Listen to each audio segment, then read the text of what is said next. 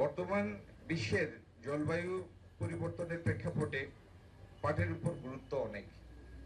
প্লাস্টিকের বিকল্প হিসাবে পাটের ব্যাগ এবং বহুমুখী পণ্যের বিশ্বব্যাপী যে বিশাল বাজার তৈরি হয়েছে, পূর্ববর্তী সরকারগুলি সেদিকে ঠিকমতো নজর দেয়নি।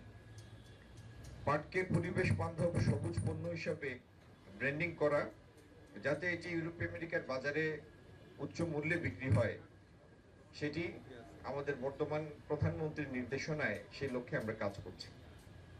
2025-26 বছর অর্থাৎ চলতি অর্থ বছরে আমাদের লক্ষ্য ছিল রপ্তানি থেকে 900 মিলিয়ন মার্কিন ডলার আয় করা।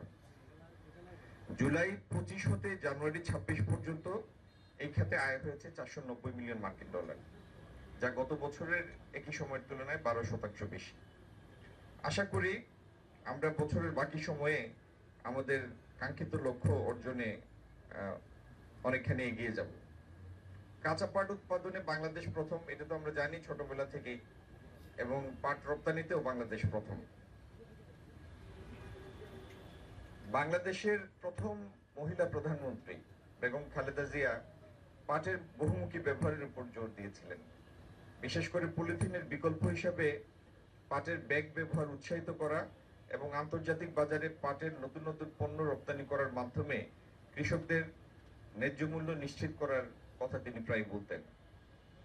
বেগম খালেদা জিয়ার সময় বিভিন্ন সময়ে তার দেয়া বক্তব্যে উঠে এসেছে পাট চাষীদের সার ও বীজের জন্য পর্যাপ্ত সহায়তা দেওয়া প্রয়োজন।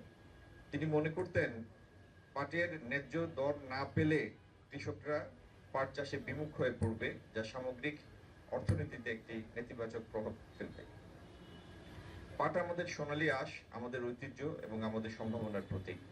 বর্তমান বিশ্বে পরিবেশ রক্ষার প্রশ্নটি যখন সবথেকে গুরুত্বপূর্ণ, তখন প্লাস্টিকের বিকল্প হিসাবে পাটের গুরুত্ব বহুগুণে বৃদ্ধি পেয়েছে। এবং বেগম খালেদা জিয়ার সময়ে এই কথাটি কোনো আপ্তবাক্য ছিল না, এটি ছিল চর্চিত একটা কথা। তার সময়ে প্লাস্টিকের ব্যাগ ব্যবহারের উপরে প্রথম সরকার সক্রিয় পদক্ষেপ নেয়, সেটি নিষিদ্ধ এবং সেটি প্র্যাকটিসে যেন অ্যাপ্লাই হয় সেটির জন্য পদক্ষেপ নিয়েছিল।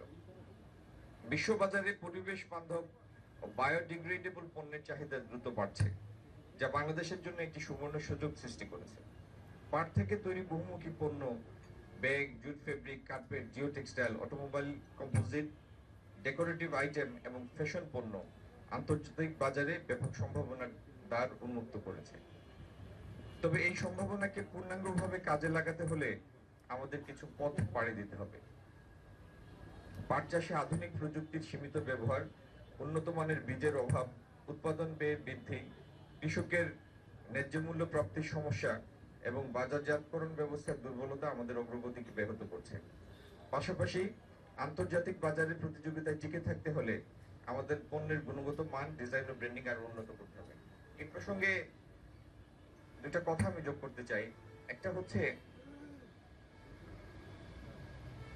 বাংলাদেশ 55 বছর পরেও স্বাধীনতার, যদিও আমাদের ছোটবেলা থেকে আমরা পড়ে আসছি যে পাট আমাদের প্রধান রপ্তানি পণ্যের একটা, পাট বীজ এখনো বাংলাদেশের আনতে হয় অন্য একটি দেশ থেকে।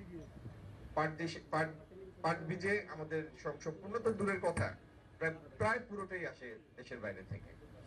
এই সরকার তার অগ্রাধিকারের মধ্যে অন্যতম একটি অগ্রাধিকার নির্ধারণ করেছে যে আগামী দিনে পাট বীজে আমরা সম্পূর্ণতা অর্জন করব ইনশাআল্লাহ।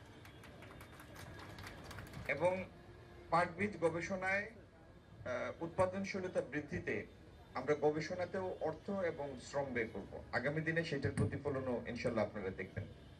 আর পাটের বহুমুখী ব্যবহার এবং পৃথিবীর বিভিন্ন দেশে পাট পণ্যের পপুলার করার জন্য আমরা একটা সমন্বিত উদ্যোগ নিতে যাচ্ছি আগামী দিনে।